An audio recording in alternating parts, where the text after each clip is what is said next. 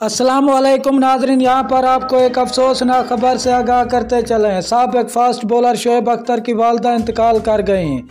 हम आपको मुकम्मल अपडेट से आगाह करेंगे। इससे पहले अगर आप हमारे चैनल पर न्यू हैं या पहली बार विजिट कर रहे हैं तो चैनल सब्सक्राइब करें, साथ दिए गए बेल आइकन ऑल पर कर दें ताकि हर नई आने वाली वीडियो आप तक बआसानी पहुँचती रहे। तो नाज़रीन चलते हैं वीडियो की तरफ।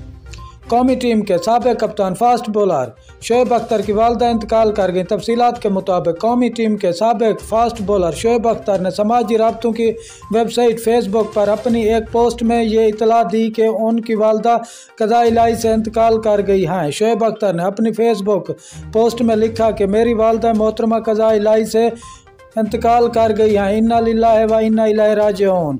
उन्होंने अपनी वालदा के नमाज जनाजे के वक्त के हवाले से बताते हुए लिखा कि मेरी वालदा का नमाज जनाजा H8 में बाद नमाज असर अदा किया जाएगा। शुक्रिया नाजरीन हमारी वीडियो देखने का। मिलते हैं नेक्स्ट वीडियो में।